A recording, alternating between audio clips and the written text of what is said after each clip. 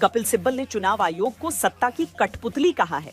विपक्ष लगातार voter list में किए जा रहे स्पेशल इंटेंसिव रिवीजन को असंवैधानिक कह रहा है, जबकि सुप्रीम कोर्ट अब तक की सुनवाई में साफ कर चुका है कि चुनाव आयोग की तरफ से चल रहे रिवीजन पर कोई रोक नहीं लगेगी।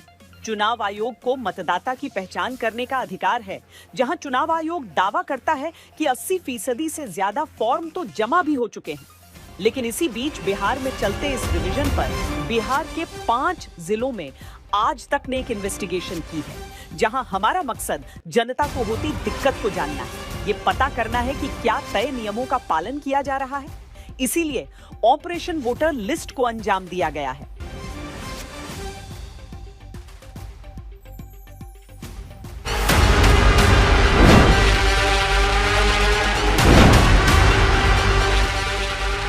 फर्जी वोटर्स है, फर्जी वोटर्स है। अगर है भी तो रिस्पॉन्सिबल कौन है? इलेक्शन कमीशन है और एनडीए की सरकार है।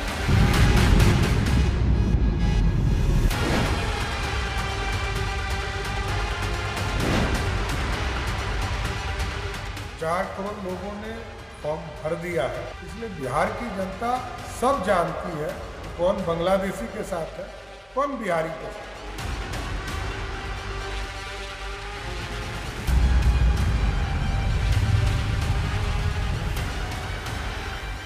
ये सिर्फ भटकाने के लिए बात कर रहे हैं।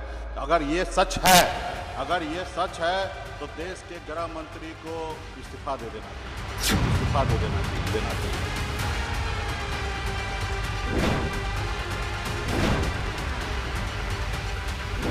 देखिए, ये तो सीधा संवैधानिक संस्थाओं और व्यवस्थाओं को चुनौती देने की बात है। अब जिसका नाम नहीं आएगा वो तो अपना वोट भी खो देगा, उसकी लाइवलीहुड का भी उसको एक नुकसान हो जाएगा।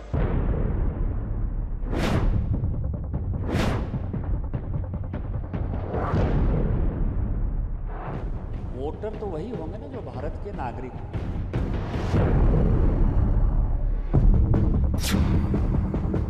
अगर वो बता रहे हैं कि इसमें नेपाली बांग्लादेशी हैं तो ये बड़े चिंता की बात है।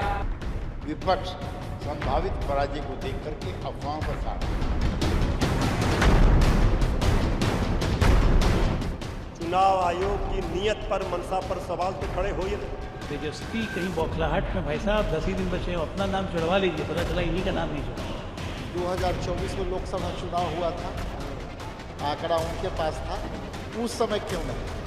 ये तो कोई बात थोड़ी ना हुआ कि आज आप सही काम क्यों करें, आप चार दिन पहले सही काम, मतलब जब सही काम होता है, जब जागो तभी सवेरा। बिहार में जब विधानसभा चुनाव बहुत तेजी से करीब आ रहा है, जब चुनावी वायदों की चुस्की जनता तक पहुंचाने का काम अभी नेताओं ने शुरू ही किया है, तब क्या लोकतंत्र का सबसे बड़ा पर्व कहे जाने वाले चुनाव में बिहार के भीतर चुनाव आयोग की तरफ से वोटर लिस्ट के रिवीजन पर सवालों की चक्री सबसे ज्यादा घूम रही है। क्या बिहार की वोटर लिस्ट में नेपाल और बांग्लादेश के लोगों का नाम है? जब वोट लेने का समय आएगा तो यही बात अगर बोल के आदमी को छिदरा देगा, वोट इधर काट देगा, उधर काट देगा, यही सब अगर सरकार करते रहेगा तो वोट आखिर पब्लिक जाएगा कहाँ देने के लिए? क्या धर्म देखकर बिहार में वोटर लिस्ट रिवीजन पूरा होने से पहले नाम काटा जा रहा है? जो धर्म को हमको खराब बोलेगा वो ऊपर वाले से मार खाएगा, हमसे नहीं, हम तो नहीं सकेंगे। क्या किसी से दस्तावेज लिया जा रहा है और किसी से बिना दस्तावेज के सब कुछ हो जा रहा है? मान लीजिए अगर 2003 के बाद के वोटर हैं, डॉक्यूमेंट नहीं है, लेकिन आप लोग लोकल हो, बीएलओ हो, आप जानते हो, तो आपके पास ये अथॉरिटी है कि आप रेकमेंड कर सकते हैं उनको 2003 के बाद वाले के लिए। क्या बिहार में बीएलओ इस वक्त वोटर को जोड़ने घटाने की भी ताकत रख रहे हैं? बिना डॉक्यूमेंट भी आप वो रेकमेंड करके दे सकते हो क्योंकि आप लोकल हो और आप उनको चिन रहे हैं। यस। क्या बिहार के मतदाताओं में दस्तावेज न दिखाने पर नाम कटने का डर हावी है? डर तो है, ये थोड़ा बहुत तो है कि कहीं दे रहे हैं, डॉक्यूमेंट्स नहीं लगा रहे हैं, कहीं नाम न कट जाए, इस टाइप से है। क्या 2024 में वोट डालने वालों का भी 2025 विधानसभा चुनाव से पहले नाम कट जा रहा है? वो कह रहे वो 2024 में चुनाव में वोट दिया है, फिर भी उनका नाम नहीं है। तो इस बारे में तो हम लोग नहीं बता पाएंगे ना। लेकिन ऐसा केसेस है क्योंकि हमें भी आपको भी केसेस, हाँ ऐसा केसेस है और जिसका नाम है लेकिन डिलीट हो गया है उसका। इसीलिए आज तक संवाददाता श्रेया चटर्जी ने मुजफ्फरपुर, पूर्णिया, कटिहार, किशनगंज से लेकर बिहार नेपाल बॉर्डर से सटे इलाके तक जाकर ऑपरेशन वोटर लिस्ट के तहत ये इन्वेस्टिगेशन की ताकि मतदाताओं को आती समस्या, चुनाव आयोग की पूरी प्रक्रिया, चुनाव आयोग की प्रक्रिया में शामिल कर्मचारियों की बात सब कुछ सामने आ सके, ना कोई भ्रम रहे, ना किसी के साथ कुछ गलत हो। बिहार में कुल 7 करोड़ 79 लाख वोटर हैं। 4 करोड़ 96 लाख वोटर वो हैं जिनका नाम 2003 की वोटर लिस्ट में शामिल है, यानी इनके वेरिफिकेशन की जरूरत नहीं है। 2 करोड़ 93 लाख वोटर का वेरिफिकेशन हो रहा है। इस बीच शनिवार तक ही यह दावा किया जा चुका है कि बिहार के हर 5 में से 4 वोटर का फॉर्म भरा जा चुका है। फिर भी कई सवाल विपक्ष चुनाव आयोग की तरफ से कराई जाती कवायद पर उठा रहा है, इस आरोप के साथ कि वोटर का नाम काटे जाने की कोशिश हो रही है। क्या इन आरोपों में सच्चाई है? इसीलिए सबसे पहले उस विवाद को हमने चुना जो आधार कार्ड को पहचान के तौर पर शामिल न किए जाने के बाद उठा।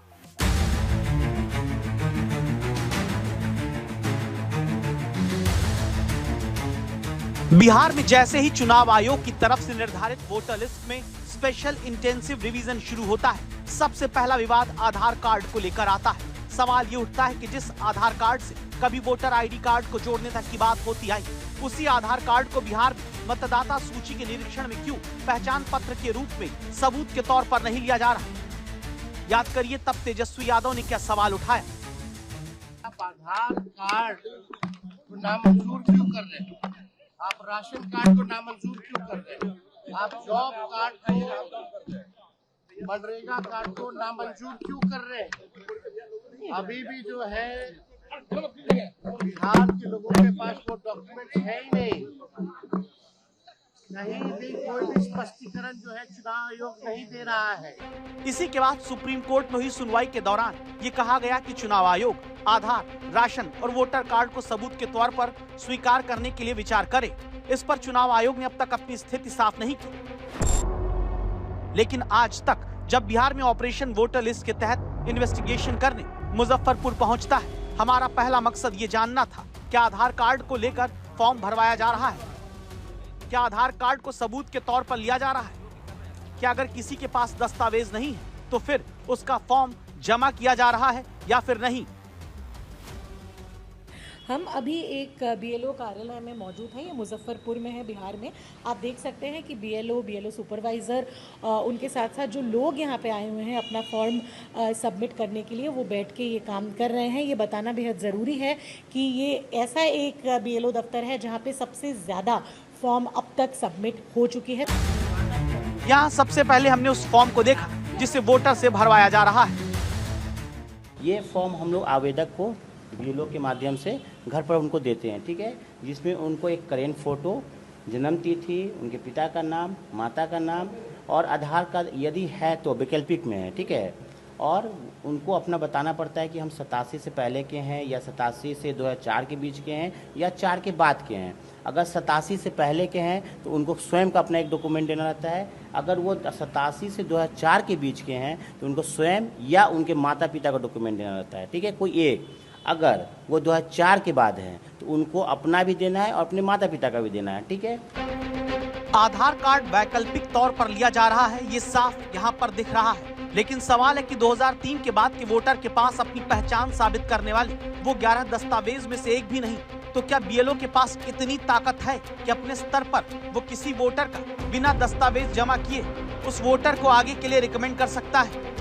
अगर जो व्यक्ति डॉक्यूमेंट नहीं देते हैं तो हम लोग सीरियल नंबर 2003 का लिस्ट निकालेंगे, मेरा जो बूथ लिस्ट है, और यहाँ पर हम लिखेंगे कि 2003 में हमारे बीएलओ लिखेंगे कि 2003 में इतना इतना पर इनका क्रमांक अंकित है, ये लिख के और अपलोड कर देंगे और रिकमेंड कर देंगे। और मान लीजिए अगर 2003 के बाद के वोटर हैं, डॉक्यूमेंट नहीं है, लेकिन आप लोग लोकल हो, बीएलओ हो, आप जानते हो, तो आपके पास ये अथॉरिटी है कि आप रेकमेंड कर सकते हैं उनको 2003 के बाद वाले के लिए। अगर है तो हम लोग एक रजिस्टर हम लोग को मिला है, जो बीएलओ को मिला हुआ है, उस रजिस्टर के माध्यम से हम लोग उनका चेक करते हैं। अगर हाँ पिछले इलेक्शन से, अगर जैसे कोई राजीव रंजन जी है, चाहे ये नेहा कुमारी जी है, अगर इनका दे रहा है, अगर नेहा कुमारी हैं तो उनसे हम लोग दस्तखत कराकर और फिर हम उस फॉर्म को अपलोड कर देते हैं। बिना डॉक्यूमेंट भी आप वो रेकमेंड करके दे सकते हो क्योंकि आप लोकल हो और आप हम उनको चीन रहे हैं। यस। तो जैसा कि आपने सुना कि एक डर का माहौल है कि 11 डॉक्यूमेंट नहीं हैं तो क्या करेंगे, लोगों के पास दस्तावेज नहीं होते हैं। यहाँ पे आप समझ सकते हैं काफ़ी ज़्यादा रिलैक्सेशंस कई प्रक्रियाओं के द्वारा दी गई है। पहली बात, अभी के लिए हर किसी का डॉक्यूमेंट अपडेट किया जा रहा है। इसकी बाद की जो प्रक्रिया 25 जुलाई के बाद होगी, यानी कि अगस्त में शुरू होगी। तब अगर किसी के डॉक्यूमेंटेशन या फिर किसी प्रक्रिया में दिक्कत आई तो BLO के तहत उनसे आगे डॉक्यूमेंट मांगी जाएगी। लेकिन अभी का प्रक्रिया ये है कि 2003 की लिस्ट में अगर नाम है तो उनका आप सबमिट कर दो, डॉक्यूमेंट ना भी है तो। और अगर इनके पास 2003 के बाद के कोई हैं जिनके पास कोई डॉक्यूमेंट नहीं है तो उनको एक रजिस्ट्रार दी गई है। उस रजिस्ट्रार में अगर लास्ट अपडेटेड जो इलेक्शन की लिस्ट है उसमें उनका नाम आता है तो उनसे सिग्नेचर लेके एक रिकमेंडेशन लिख के BLO फॉर्म सबमिट कर रहे हैं। इसका कारण ये है कि जो BLO होते हैं वो लोकल होते हैं, उनको यहाँ के जो लोग हैं उनके बारे में जान पहचान होती है। तो एक फील्ड सर्वे भी आप कह सकते हैं और BLO की एक रिकमेंडेशन से भी ये प्रक्रिया आगे की जा रही है। लेकिन मैम खुल गया भी है। हाँ। तो अब इसमें रिकमेंड और नॉट रिकमेंड, हम जैसे ही रिकमेंड करेंगे बिना डाउट डॉक्यूमेंट का भी, अगर इनके द्वारा डॉक्यूमेंट दिया गया है फिर भी अगर हम डॉक्यूमेंट नहीं अपलोड करते हैं, हम जैसे ही इनको रिकमेंड करेंगे तो लिखेगा फॉर्म सबमिटेड सक्सेसफुली, मतलब इनका फॉर्म सबमिट। तो एक तरीके से आप लोग ही लास्ट अथॉरिटी हो, आप लोगों के ऊपर ही निर्धारित है कि कौन वोट डालेगा कौन नहीं डालेगा। हालांकि BLO ये दावा करते हैं कि आगे सवाल उठने पर वोटर से दस्तावेज मांगा जा सकता है, लेकिन इस आधार पर ये प्रश्न अब भी बना हुआ है कि कहीं ऐसा ना हो कि अधिकारी चाहें तो वही नाम जोड़ें और अधिकारी चाहें तो वो नाम मतदाता सूची से वोटर का काट दें। में वोटर की पहचान वाली इस प्रक्रिया में जब चुनाव आयोग की तरफ से सामने आए बिना केवल सूत्र के हवाले से यह दावा किया गया कि बिहार में नेपाल, बांग्लादेश और म्यांमार तक के लोग फर्जी मतदाता के तौर पर मिल रहे हैं। सूत्र के नाम पर आई इस खबर पर राजनीति में नया हंगामा शुरू हुआ। चुनाव आयोग ने भी अब तक खुलकर इस बात को सत्यापित नहीं किया है, लेकिन खबरदार करता ये सवाल जरूर आ चुका है कि क्या घुसपैठ करके आए लोग बिहार में वोटर बनकर वोट देते हैं? क्या बिहार में अब की बार बांग्लादेश या नेपाल से आए लोग वोट डालने से रोक लिए जाएंगे, या फिर एक नई सियासत धर्म के नाम पर शुरू होने जा रही है? ऑपरेशन वोटर लिस्ट के दौरान आज देश के इस बड़े मुद्दे पर नई तस्वीर सामने आई। हम उस सूत्र को समझते हैं। हम लोग सब के लिए अपमानजनक है। आप सब ने हर बिहार युवा नेता का आज सर शर्म से झुका दिया। पढ़े लिखे नहीं होने के कारण इस तरह की टिप्पणियां करना केवल तेजस्वी यादव कर सकते हैं। चुनाव आयोग पर भरोसा करना चाहिए। उसलिए अगर सूत्र को नहीं बोला जाए, जो झूठा अफवाह फैलाता है तो बराबर है ना, वेस्टेज है। वोट लूटने वाले आज इतने हताश हो चुके हैं कि अब मीडिया के सोर्सेज को भी एक गाली बक रहे हैं। बिहार में चुनावी हंगामा अब घुसपैठ करके बिहार का वोटर बनने वाले दावे पर आ चुका है, जहां चुनाव आयोग की तरफ से जब ये दावा किया गया कि सूत्रों के मुताबिक वोटर लिस्ट के विशेष गहन पुनरीक्षण में बांग्लादेश और नेपाल तक के लोग फर्जी वोटर के रूप में मिले, तब आयोग के इन्हीं सूत्रों पर तेजस्वी यादव बरस पड़े। इसका चुनाव आयोग से कोई डॉक्यूमेंट या कोई प्रेस नोट या कोई ऐसी बात आई है या कि कहाँ से खबर आई? सूत्र बताते हैं, हम उस सूत्र को समझते हैं। वेस्ट जो होता है ना, ये वो है। तेजस्वी यादव चुनाव आयोग की तरफ से खबर को अफवाह बताने में जुटे हैं। सूत्र थे, उनका न्यूज क्या रहा? हर बार खंडन करना पड़ता है, माफी मांगना पड़ता है उसके बाद। इसलिए अगर सूत्र को नहीं बोला जाए, जो झूठा अफवाह फैलाता है तो बराबर है ना, वेस्टेज है। कई भाजपा के जो बाबा लोग हैं वो बोलते हैं तो पीजिए, तो शुद्धि का काम है। वोट लूटने वाले आज इतने हताश हो चुके हैं कि अब मीडिया के सोर्सेज को भी एक गाली बक रहे हैं। दरअसल इनकी संस्कृति और प्रवृत्ति लोकतांत्रिक व्यवस्थाओं को और लोकतांत्रिक प्रणाली को गाली देने की है, क्योंकि इनकी मानसिकता, भले तेजस्वी यादव हो या राहुल गांधी हो, वो इमरजेंसी वाली है। ये गुंडों को संरक्षण देते हैं। इसी राजनीति के बीच आज तक जब ऑपरेशन वोटर लिस्ट के तहत बिहार के पूर्णिया जिले में पड़ताल करने निकलता है तो ये समझने की कोशिश करता है क्या वोटर लिस्ट से वाकई किसी बांग्लादेशी या नेपाली नागरिक को बिहार में वोटर बनकर रहते हुए पकड़ा गया। आज तक संवाददाता श्रेया चटर्जी को यहाँ वार्ड पार्षद सिताब मिलते हैं जिनके साथ खड़े लोग आरोप लगाते हैं। आरोप वोटर लिस्ट में अब नाम न मिलने का, आरोप अचानक नाम वोटर लिस्ट से काट दिए जाने का। 2003 से डाल रहे हैं मैम वोट, इस वाले लिस्ट में नाम नहीं आया। आपने 2024 में वोट डाली थी? हाँ जी। इस बार आपका जो फॉर्म है एनुमरेशन फॉर्म जो कह रहे हैं जो स्कैन वाला कोड वो नहीं मिल रहा है? नहीं मिल रहा है। आपने बीएलओ से पूछा था क्या है? जी पूछे। क्या बोले उन्होंने? बोले यहाँ देखिए अगर मिलेगा तो ले लीजिए, नहीं तो नहीं है। 20 में डाला था मैं। 24 में क्यों नहीं डाला?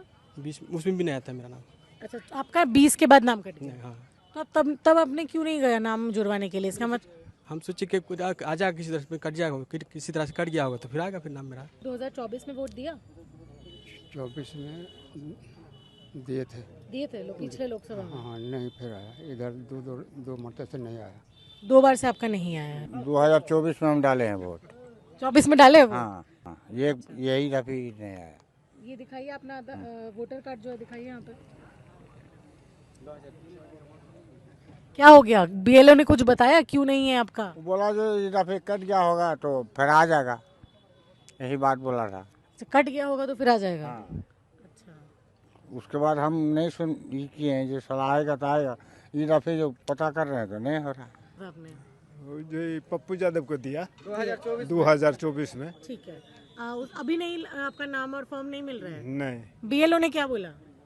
अभी बोला बहुत खोज खाज किए हैं, नहीं मिल रहा। इस बीच अपने दर्शकों को अभी की अपडेट वाली खबर से खबरदार कर दें। बिहार में 88% से ज्यादा वोटर का वेरिफिकेशन पूरा हो चुका है।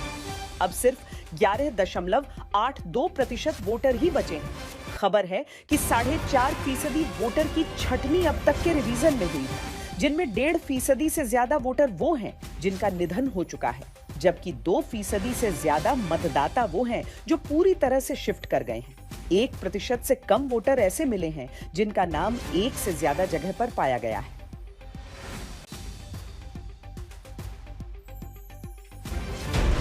पूर्णिया के चिमनी बाजार इलाके में यह दावा किया जा रहा है कि 400 लोगों का नाम यहां पर पुनरीक्षण के दौरान ही वोटर लिस्ट से काट दिया गया है। संख्या में मेरे वार्ड में तकरीबन 400 वोटर्स जो है, सिर्फ मेरे वार्ड में, वार्ड संख्या 32 में 400 वोटर ऐसा है कि उनको फॉर्म नहीं मिला। किस कारण से नहीं मिला? क्योंकि इपिक नंबर गलत बता रहा है। इपिक नंबर क्या है? 1994 में जो इपिक नंबर बना है वो BR 24/39, उसमें क्या है कि 60% इपिक नंबर से द्वारा फॉर्म नहीं मिल रहा है।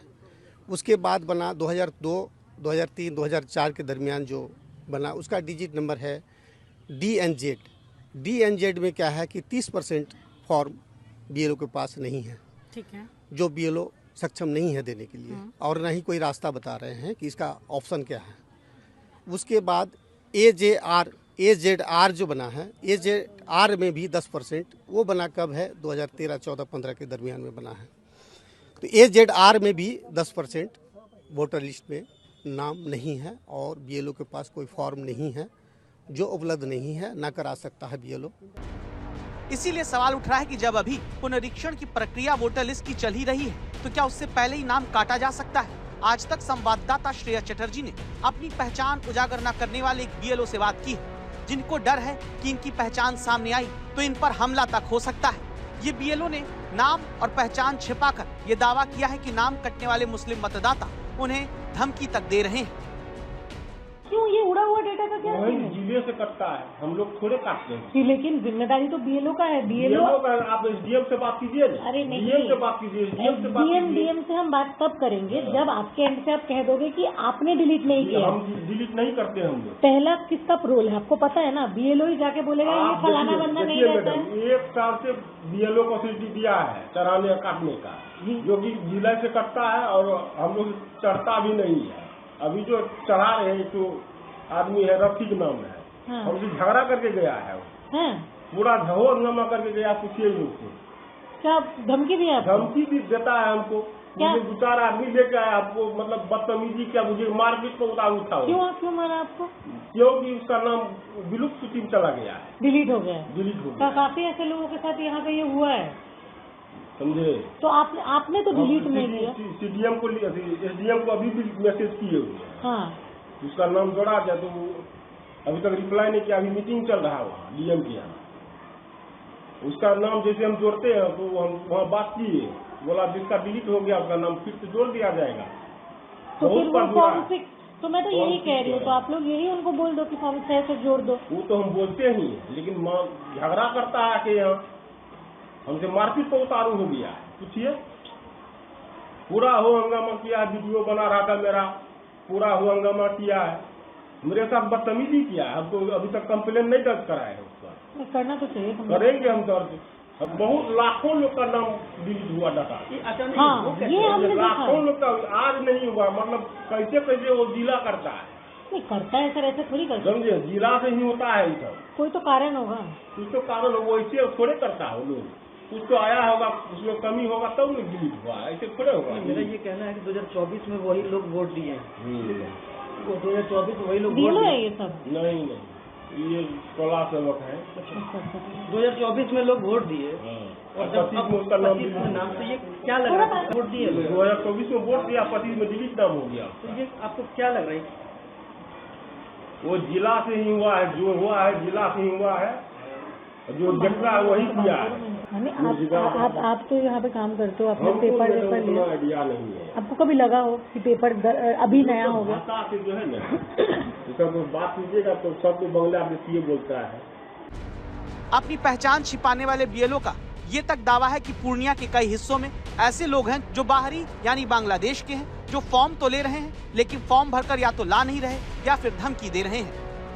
जानते हैं, ये लोग इतना घबरा गया है कि पूछिए मत, इतना घबरा गया है कि क्या होगा। ये लोग, हमको लगता है 60% लोग बाहर कमाता है, विदेश में भी रहता है। ये भी होता है, फॉर्म लेने के बाद नहीं पहुँचा रहा है, भाग जाता है, फॉर्म ले लिया नहीं देता है जो बाहर में है। अब सवाल है कि यहाँ जिनके नाम काटे जा रहे हैं, क्या वाकई वो बाहरी हैं? क्या वो बांग्लादेश से आकर बिहार में बसे, या फिर विपक्ष के आरोप सही हैं? फिलहाल अभी रिवीजन प्रक्रिया चल रही है, बहुत कुछ पूरी प्रक्रिया के आखिर में ही पता चलने वाला है। इस इन्वेस्टिगेशन को अंजाम देने वाली आज तक संवाददाता श्रेया अब हमारे साथ जुड़ रही है। श्रेया, आप आज तक के दर्शकों को बताइए कि आपको मुजफ्फरपुर से पूर्णिया तक क्या क्या समस्या वोटर ने बताई और क्या समस्या BLO बता रहे हैं, जिसकी वजह से कई सवाल सामने आ रहे हैं। जी श्वेता, पहले तो मैं बताऊंगी कि मुजफ्फरपुर में हमें जो दिखने को मिला कि कैसे BLOs को अभी कोई ज़रूरत नहीं है कि लोगों से दस्तावेज ले या कोई डॉक्यूमेंट्स ले, उनको सिर्फ फॉर्म में उनका नाम, उनका जन्म तिथि, आधार ऑप्शनल है और फिर साइन करके वो भर ले, उसके बाद ये ऑनलाइन सबमिट कर रहे हैं।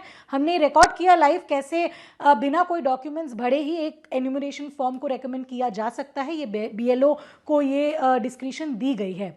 इसके अलावा पूर्णिया की बात करें, क्योंकि SIR के पैरेलल एक पॉलिटिकल डिबेट छिड़ चुका है इलीगल इमिग्रेंट्स का, तो हम कई ऐसे जगह पे गए और पूर्णिया में हम ऐसे एक कॉलोनी में पहुंचे जहां पे मुसलमानों ने ये दावा किया कि उनका नाम कट चुका है, एन्यूमरेशन फॉर्म नहीं मिला है। और ये सारे दावों को लेके हम BLO के पास भी गए और उनका ये कहना है कि हाँ ऐसे केसेस हो रहे हैं, डिलीशंस काफ़ी हुए हैं। BLO का ये तक कहना था कि 1 लाख से ज़्यादा डिलीशंस हुए हैं, ज़िला से होते हैं, क्या कारण है, कोई कारण वश ही ये डिलीशंस हुए होंगे। उन्होंने ये इशारा किया हो सकता है ये बाहरी है, लेकिन ये जांच का विषय है और इसलिए हम कहेंगे क्योंकि अभी तक कोई डॉक्यूमेंट्स नहीं लिया जा रहा है, ऐसे ही फॉर्म सबमिशन हो रहा है, ऐसे में प्रक्रिया कितना सही हो रहा है, इस पर सवाल ज़रूर उठते हैं। श्वेता, बिहार के कटिहार में जब इस इन्वेस्टिगेशन को हमारी संवाददाता ने आगे बढ़ाया तो उस गांव तक पहुंचे जो बाढ़ से प्रभावित होता रहता है। यहां पता चला कि BLO खुद वोटर तक नहीं जा रहे, बल्कि वोटर ही BLO को खोजते हुए आ रहे हैं। जहां स्थानीय BLO ने दावा किया कि रोज 100 फॉर्म भरवाने का लक्ष्य दिया गया है। ये दाबोल बोल के एक गांव है जो महानंदा नदी के किनारे बसा हुआ है। ये ऐसा इलाका है जो बाढ़ से प्रभावित है। ऐसे समय पे जब मॉनसून आ जाता है एक तरीके से इनके जो घर आप देख रहे हैं ये पानी में डूब जाता है। समय भी बहुत कम है, क्योंकि ये भी सवाल उठाए जा रहे थे कि अगर जल्द से जल्द ये प्रक्रिया ना की जाए, लोग अगर बाढ़ से जूझने में लग जाएंगे तो अपना घर परिवार देखेंगे या अपना जो एन्यूमरेशन फॉर्म्स जो सबमिट करना है वो करेंगे। तो ये एक बहुत बड़ा सवाल है। जिनसे भी हम बात कर रहे हैं यहाँ पे वो कह रहे हैं कि उनके घर नहीं आया गया। तो आपने जमा नहीं किया? बीज बहुत चल रहा था इसलिए बाद में सोच कहा जाए। नहीं, आपके घर पे नहीं आया अभी ये लोग? नहीं, अभी कहाँ आया? नहीं आया, वहीं पे जाना पड़ रहा है ना जमा, बस और क्या। घर पे नहीं आता, घर पे कोई आया ही नहीं। लेकिन सरकार ने ये कहा है कि बीएलओ को हर घर पे जाके लोगों से अपना फॉर्म देना पड़ेगा और लेना पड़ेगा। ये हो नहीं रहा है? नहीं, ये नहीं हो रहा है, नहीं आया है कोई घर पे। आप लोग सब खुद गए? हाँ, हम लोग, कोई गया है कोई नहीं गया है, बहुत कोई नहीं जानता है। तो अभी तो मात्र 14 दिन है, अगर ऐसे ही ना जाने के कारण या फिर ना मिलने के कारण तो कट जाएगा ना? हाँ, कट सकता है। अगर नहीं जाएगा, उसको जानकारी नहीं मिलेगी तो वो तो नहीं है ना, कटिए ना जाएगा। आए यहाँ पर ना तो यही मास्टर का घर बगल में है, जाकर के जो है तो उससे पूछ लीजिए कि आप जो है तो मैंने फॉर्म मतलब घर घर नहीं पहुँचाए और जो है तो घर घर जाकर के जो है तो सर्वेक्षण आप लोग नहीं किए अपने घर पर। बात माननियों के रवैये और उनके विवादित बोल की। मध्य प्रदेश में सोशल मीडिया इन्फ्लुएंसर लीला साहू के वायरल वीडियो पर सीधी से सांसद राजेश मिश्रा ने बड़ा बयान दिया था। उन्होंने कहा था कि डिलीवरी की डेट बता दें, उठवाकर अस्पताल में भर्ती करा देंगे। इस मामले के तूल पकड़ने पर अब सांसद कह रहे हैं कि उनके बयान का गलत मतलब निकाला गया। तक सड़कें रहेंगी तब तक गड्ढे होते रहेंगे। चुनाव से पहले कुछ और चुनाव के बाद नेताओं के तेवर में कैसे फर्क आता है, मध्य प्रदेश के पीडब्ल्यूडी मंत्री इसका उदाहरण पेश कर चुके हैं। सड़क की मांग ने मध्य प्रदेश में सत्ताधारियों की हकीकत सामने लाकर खड़ी कर दी। तक सड़कें रहेंगी तब तक गड्ढे होते रहेंगे। डिलीवरी का ईटीडी होता है, एक्सपेक्टेड डेट होती है, उसके हम 1 हफ्ते पहले उठवा लेंगे। इस कहानी की शुरुआत मध्य प्रदेश के सीधी से शुरू हुई, जहां गर्भवती लीला साहू ने सोशल मीडिया पर एक वीडियो साझा करते हुए बताया कि सड़क की खराबी के कारण अस्पताल जाना कितना जोखिम भरा हो सकता है। लीला साहू का ये वीडियो वायरल होने के बाद बीजेपी सांसद डॉक्टर राजेश मिश्रा सामने आए और अजीबोगरीब बयान देकर निशाने पर आ गए। हमारे पास एम्बुलेंस है, हमारे पास सुविधाएं हैं, हमारे पर वहाँ पर आशा कार्यकर्ताएं हैं, हम व्यवस्था करेंगे उसके लिए। क्या उसमें क्या चिंता की बात है? अस्पताल में भर्ती हो जाओ आकर के, अगर कोई ऐसी बात है तो भाई डिलीवरी का ईटीडी होता है, एक्सपेक्टेड डेट होती है, उसके हम 1 हफ्ते पहले उठवा लेंगे। उनकी इच्छा है तो यहाँ आकर के आ जाए, भर्ती हो जाए, हम सब सुविधा देंगे। हमारी सरकार भोजन पानी भी देती, सब कुछ करवाती है। तो सांसद जी ने लीला साहू से डिलीवरी की तारीख पूछते हुए 1 हफ्ता पहले उठवा लेने की बात कही। वहीं मंत्री राकेश सिंह ने तो ये कह दिया कि कोई भी कुछ सोशल मीडिया पर पोस्ट कर देगा तो क्या हम उसकी हर मांग मान लेंगे। सीधी में लीला साहू तो एक सोशल मीडिया पे आ गया। ऐसे तो ना जाने कितने लोग हैं जिनकी डिमांड है। तो आपको क्या लगता है कि पीडब्ल्यूडी का बजट इतना होता है या किसी भी विभाग के पास इतना पैसा होता है कि किसी ने एक पोस्ट किसी जगह पर डाल दी और हम सड़क बनाने के लिए डंपर लेकर वहां पर पहुंच जाएंगे, सीमेंट कंक्रीट का प्लांट लेकर हम पहुंच जाएंगे? ये संभव नहीं है। इसकी एक प्रक्रिया है। पीडब्ल्यूडी कौन सी सड़क बनाएगा, कौन सी सड़क नहीं बनाएगा, ये प्रक्रिया भी संविधान के तहत, कानून के तहत, विषयों के तहत तय हुई है। राज्यों ने उस पर भी चीजें तय करके रखी हैं कि अगर वो ग्रामीण क्षेत्र है तो कौन सड़क बनाएगा। सीधी जिले में रहने वाली यूट्यूबर लीला साहू गर्भवती है, जो पिछले 1 वर्ष से अपने गांव में पक्की सड़क बनाने की मांग कर रही है। इनकी मांग पर पहले राजेश मिश्रा और फिर राकेश सिंह निशाने पर आए हैं। अपने ही जनप्रतिनिधियों के बयान से हताश लीला साहू ने फिर कहा है कि हमारे गाँव 6 दूसरी गर्भवती महिलाएं और मरीज भी हैं, वो किस किस के लिए हेलीकॉप्टर भेजेंगे। आपने पूरा बयान हमारा देखा नहीं। हमने क्या कहा? हमारी आशा कार्यकर्ता हैं, हमारी एएनएम है, हमारी जननी एक्सप्रेस है, हम उसके माध्यम से वहाँ से उनको उठाएंगे। हम अस्पताल में भी जब मरीज लेटता है हम कहते हैं इस मरीज को यहाँ से उठा कर वहाँ शिफ्ट कर दो। ये हमारी भाषा है। अब इस शब्द पर मैं समझता हूँ कि भाषा को होता है उठाना है, ले जाना है। मैं समझता हूँ कि ये भाषा का आप डिफरेंस समझ सकते हो, लेकिन मैं मेडिकल की भाषा में अगर कहूँ तो हम लोग यही कहते हैं इस मरीज को यहाँ से उठा के वहाँ शिफ्ट कर दो। राजेश मिश्रा भले ही कितनी भी सफाई दें, लेकिन हिंदुस्तान की ये हकीकत बन चुकी है। चुनाव से पहले पार्टियां विरोधी सरकार में खराब सड़क का हवाला देती नहीं थकती, लेकिन सत्ता मिलने के बाद ये कहने से भी नहीं चूकती कि किसके राज में सड़क खराब नहीं होती। सवाल उठाने वाले बर्दाश्त नहीं होते और नेता संवेदनशीलता तक खो बैठते हैं। बारिश ने देश भर में विकास के दावों को बहा दिया है। जयपुर में बारिश की वजह से जगह जगह सड़कें टूटने लगी हैं। मेट्रो स्टेशन के नीचे सड़क क्षतिग्रस्त हो गई है। बारिश के बाद जयपुर में सड़कों का क्या हाल है आप देख सकते हैं। यहाँ पर किस तरह से गड्ढा हुआ है। जयपुर मेट्रो की लाइन गुजर रही, ऊपर से मेट्रो लाइन के ठीक नीचे इतना बड़ा गड्ढा हुआ है बारिश की वजह से। ये इकलौता गड्ढा नहीं है, ये देख सकते हैं सड़क अंदर ही अंदर किस तरह से टूटी हुई है। ये गड्ढे इस तरह से होते हुए गए हैं जिसकी वजह से आप यहाँ पर गड्ढा दिखाई देगा। मगर ये दिखाता है प्रशासन की तरफ से किस तरह के हालात यहाँ पर हैं।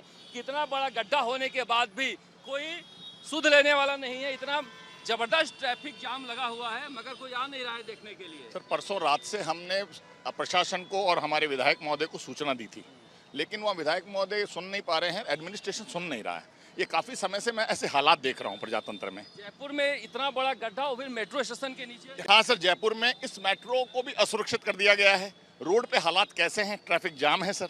ये सबसे बड़ा हजारों करोड़ों का प्रोजेक्ट जो गहलोत साहब के द्वारा लाया गया है और ये 4 महीने पहले बनी है सर। 4 महीने सड़क बनी है। 4 महीने पहले 4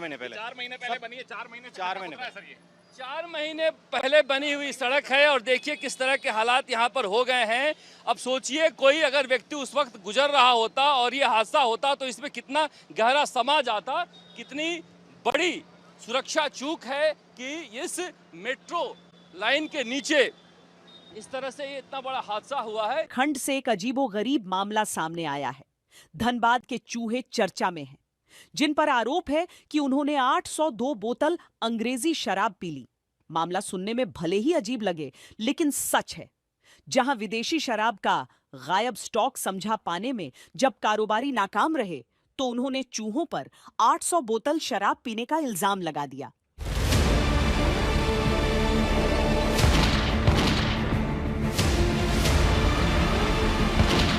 झारखंड का धनबाद माफियागिरी के लिए जाना जाता है। कोयलांचल वर्चस्व की जंग के लिए मशहूर है, लेकिन बहुत जल्द दुनिया धनबाद को वहां के चूहों की वजह से भी जानने लगेगी, जो दावा है शराबी हो गए।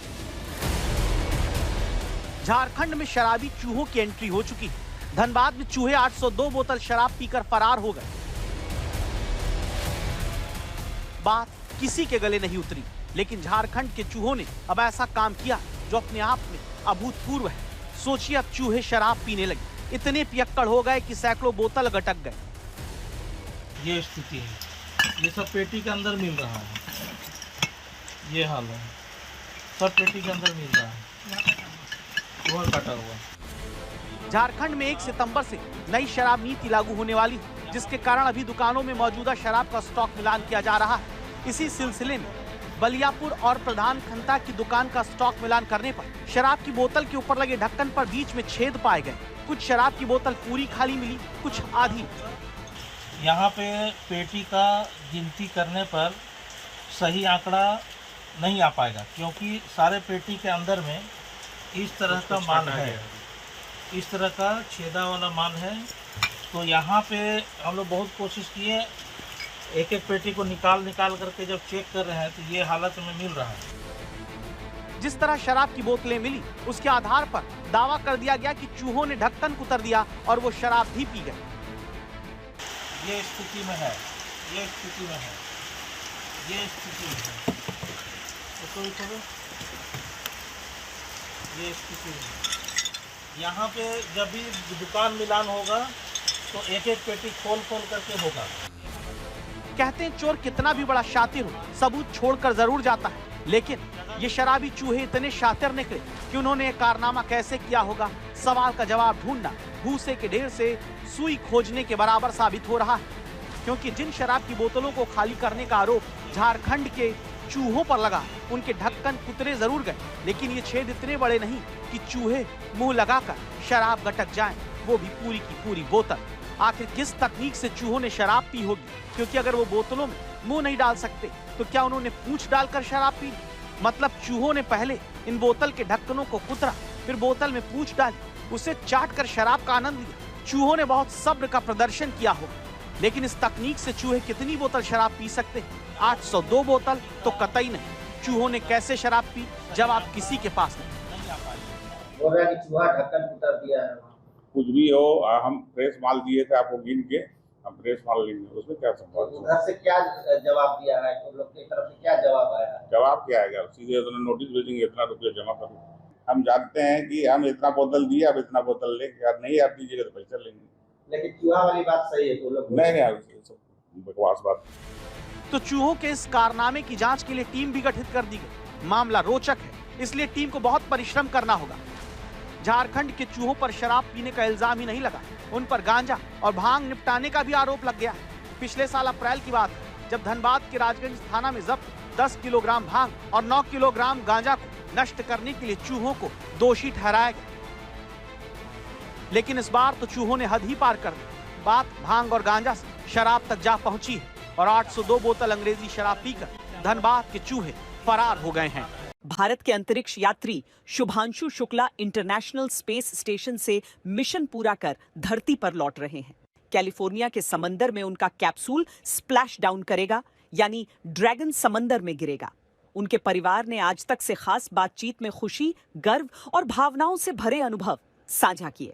माँ, पिता, बहन सभी ने शुभांशु की अंतरिक्ष यात्रा को यादगार बताया।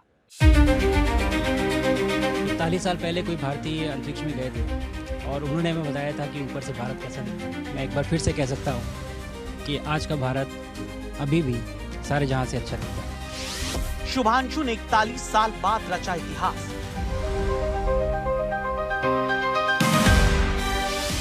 जब अंतरिक्ष से शुभांशु की घर वापसी हो रही है, लौटेंगे शुभांशु जोश में हिंदुस्तान।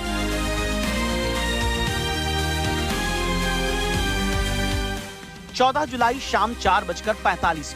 इस वक्त शुभांशु शुक्ला समेत 4 अंतरिक्ष यात्री अंतर्राष्ट्रीय अंतरिक्ष स्टेशन से पृथ्वी के लिए रवाना हुए।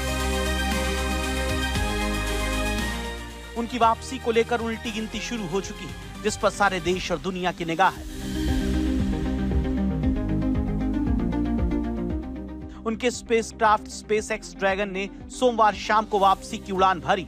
ड्रैगन कैप्सूल सोमवार शाम करीब 5 बजे आईएसएस से अनडॉक होकर धरती के लिए रवाना होता है। शुभांशु एक्सियोम 4 मिशन के तहत गए 4 अंतरिक्ष यात्रियों में शामिल हैं। उस ऐतिहासिक मिशन ने भारत को 41 साल बाद दोबारा अंतरिक्ष तक पहुंचाया। शुभांशु राकेश शर्मा के बाद अंतरिक्ष में जाने वाले दूसरे भारतीय और आईएसएस पर पहुंचने वाले पहले भारतीय बने। शुभांशु का परिवार अब उस दिन का इंतजार कर रहा है जब वो लखनऊ लौटेंगे। धरती के लिए रवाना होने से पहले शुभांशु ने अपने परिवार से बात की। बहुत अच्छा लग रहा है, बहुत अच्छा लग रहा है कि अब इतने दिनों के बाद बच्चा वापस आ रहा है, तो बहुत अच्छी फीलिंग है, बहुत ज़्यादा खुशी हो रही है बच्चे को वापस आने को सुन के। अच्छा, अब फोन पर बात हुई आपकी, लास्ट कब हुई? कल हुई थी बात, कल दोपहर में बात हुई। क्या बातचीत हुई? यही बातचीत हुई, सब अपने यहाँ बता रहे थे कि अब हमारी आज पैकिंग हो रही है और आज अपने कल निकलना है और बाद से ये लास्ट कॉल है, इसके बाद अब बात नहीं होगी, यही सब बातें हो रही थी बस। और मुझे आखिरी बार बताया था कि उन्हें घर का खाना पसंद है, तो आपसे उन्होंने कहा नहीं कि मैं घर आऊंगा तो दाल रोटी बना के रखना? हाँ, बिल्कुल कहा, उन्होंने कहा कि जब मैं घर आऊंगा आपकी खाऊंगा। इस बार ये बोले कि अब की मैं खाऊंगा घर का खाना। शुभांशु शुक्ला 18 दिन बिताकर अंतरिक्ष से लौट रहे हैं। उनका कैप्सूल अमेरिका के कैलिफोर्निया के तट पर मंगलवार 15 जुलाई को भारतीय समय के मुताबिक दोपहर करीब 3 बजे स्प्लैश डाउन करेगा। स्प्लैश डाउन के बाद चारों अंतरिक्ष यात्री करीब 1 हफ्ते तक रिहैबिलिटेशन में रहेंगे ताकि गुरुत्वाकर्षण वाली जिंदगी में ढल सके। इस मौके पर परिवार ने कहा कि उनके लिए बेहद खुशी की बात है। शुभांशु ने उन्हें एक बच्चे की तरह अंतरिक्ष की तस्वीर दिखाई। ये हमारे लिए बहुत ही खुशी का दिन है और हम लोग बहुत खुश हैं। उनका मिशन अच्छी तरह चल रहा है और अच्छी तरह पूरा हो गया है और अब अच्छी तरह डॉकिंग हो जाए और ये वापसी हो जाए, इससे ईश्वर से प्रार्थना की है हम लोगों ने। आज मतलब जो सावन का पहला सोमवार है, भोलेनाथ से हमने प्रार्थना की, मंदिर में जाकर उनसे अभिषेक करके हमने प्रार्थना यही की कि बच्चे का सफल वापसी वो कराएं और होगी, अच्छी तरह होगी। आशीर्वाद, ईश्वर का आशीर्वाद है हम लोगों की दुआएं हैं, पूरे देश की दुआएं हैं। माननीय प्रधानमंत्री जी ने भी उसको आशीर्वाद दिया है, दुआएं दी है, तो अच्छी तरह उसका मिशन पूरा हो गया और वापसी होगी। और इसमें कहाँ सोते हैं, कहाँ पर लैब है, कैसे पर खिड़की से वहाँ से पृथ्वी दिखाई है हमको, पृथ्वी कैसी है, पहाड़ कैसे दिखते हैं, पहाड़ कैसे पहचानेंगे कि उसको कई ये पहाड़ हैं, ये समुद्र है, ये पृथ्वी है। सनराइज भी दिखाया, पूरा तरह सब कुछ उन्होंने पूरी अच्छी तरह बड़े अच्छे माहौल में उन्होंने बात की और बहुत अच्छे तरह हमको फीड किया, मतलब कि ये सब ऐसा दिखता है और बड़ा अच्छा लगता है। जैसे सनराइज वगैरह होता है तो बहुत अच्छा लगता है वहाँ। इसरो ने इस मिशन के लिए करीब 550 करोड़ रुपए खर्च किए। यह अनुभव भारत के गगनयान मिशन की तैयारी में बेहद अहम साबित होगा। शुचि जी, पहले तो आप मुझे बताइए कि कितना, हाउस द जोश? एब्सोल्युटली हाई सर, एंड इससे ज्यादा हाई नहीं हो सकता है अब of course, and but mixed emotions हैं ऑफ कोर्स, एक नर्वसनेस भी है, but still very very very very proud and happy and excited of course. Shivanshu से बात हुई आपकी इस बीच में कई बार, क्या कुछ पेरेंट्स से तो चलिए ठीक है, अपना भाई बहन का अलग ही अंडरस्टैंडिंग होता है, क्या कुछ बोला? बहुत खुश थे, बहुत खुश थे। एज अ सिस्टर मैं देख सकती थी कि वो एक छोटे बच्चे की तरह बिहेव कर रहे थे। एंड जैसे किसी बच्चे को नया खिलौना मिलता है या नई जगह मिलती है, कोई नया पार्क चला जाता है बच्चा, वैसे ही वो बिहेव कर रहे थे, क्योंकि वो हमेशा से बहुत इंक्यूजिटिव रहे हैं, उनको बहुत सारी चीज़ें सीखने का मन करता है, तो उनको बहुत अच्छा लगता है। वो नई चीज़ें वो जो देख रहे थे, वो उसको इतना एक्साइटमेंट के साथ हमसे शेयर कर रहे थे, हमको बता रहे थे कि देखो यहाँ मैं सोता हूँ, यहाँ मैं खाना खाता हूँ, इस विंडो से मुझे विजन दिखता है, एंड ये मेरा वर्क प्लेस है। बहुत एक्साइटमेंट उनके चेहरे पे और वो खुशी दिख रही थी। एंड ऑफ कोर्स वो एक्साइटमेंट जब वो किसी बच्चे में रहेगा तो उसकी फैमिली मेंबर्स को तो अच्छा लगेगा ही लगेगा। शुभांशु की 18 दिनों की इस ऐतिहासिक यात्रा पर पूरे देश को गर्व है। अब पूरा देश उनकी सुरक्षित वापसी का इंतजार कर रहा है।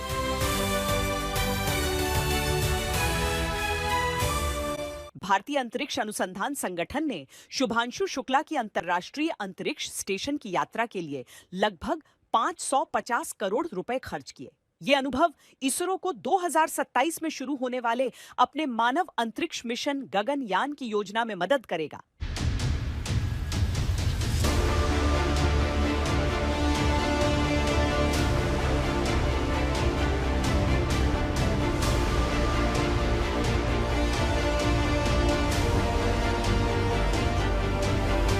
आज का भारत अभी भी सारे जहां से अच्छा दिखता है। 41 साल बाद अंतरिक्ष का सफर पूरा करने वाले दूसरे भारतीय के तौर पर शुभांशु ने इतिहास रच दिया है। धरती पर लौटने से पहले सभी 4 अंतरिक्ष यात्रियों की विदाई पार्टी हुई। इसी दौरान शुभांशु ने जो कहा, उसने 1984 में भी राकेश शर्मा के कहे शब्दों की याद दिला दी। आज का भारत अभी भी सारे जहां से अच्छा दिखता है। अमेरिकी स्पेस एजेंसी नासा और भारतीय एजेंसी इसरो के बीच हुए समझौते के तहत भारतीय वायुसेना के ग्रुप कैप्टन शुभांशु शुक्ला को इस मिशन के लिए चुना गया। शुभांशु इंटरनेशनल स्पेस स्टेशन पर जाने वाले पहले और स्पेस में जाने वाले दूसरे भारतीय हैं। 40 साल पहले कोई भारतीय अंतरिक्ष में गए थे और उन्होंने हमें बताया था कि ऊपर से भारत कैसा दिखता है। और कहीं ना कहीं मुझे लगता है कि हम सब ये जानना चाहते हैं कि आज भारत कैसा दिखता है। मैं आपको बताता हूँ, आज का भारत स्पेस से महत्वाकांक्षी दिखता है। आज का भारत निडर दिखता है। आज का भारत कॉन्फिडेंट दिखता है। आज का भारत गर्व से पूर्ण दिखता है। और इन्हीं सब कारणों की वजह से मैं एक बार फिर से कह सकता हूँ कि आज का भारत अभी भी सारे जहां से अच्छा दिखता है। ड्रैगन स्पेसक्राफ्ट 580 पाउंड यानी करीब 263 किलो से ज्यादा कार्गो के साथ वापस आए, जिसमें नासा का हार्डवेयर और 60 से ज्यादा प्रयोग का डेटा शामिल होगा। मगर उससे भी कीमती होगा शुभांशु का वो अनुभव जो मिशन गगनयान के तहत भारत के अपने अभियान में अंतरिक्ष में भेजा जाएगा। आपकी और मेरी यात्रा अभी बहुत लंबी है। हमारी ह्यूमन स्पेस मिशन की जो यात्रा है वो बहुत लंबी है और बहुत कठिन भी है। लेकिन मैं आपको विश्वास दिलाता हूँ कि अगर हम निश्चय कर लें तो तारा अभी प्राप्यन्ते, even stars are attainable. Shubhanshu Shukla ने अंतरिक्ष में 18 दिन बिताए। इस दौरान उन्होंने 60 से ज्यादा वैज्ञानिक प्रयोग किए। इनमें भारत के 7 प्रयोग भी शामिल। उन्होंने मेथी और मूंग के बीजों को अंतरिक्ष में उगाया, यानी एक्सपोर्ट मिशन सिर्फ घूमने के लिए नहीं था। ये एक चलती फिरती विज्ञान प्रयोगशाला थी जो भविष्य के चांद और मंगल मिशनों की नींव रखती थी, जो भविष्य के चांद और मंगल मिशन की नींव रख रही थी।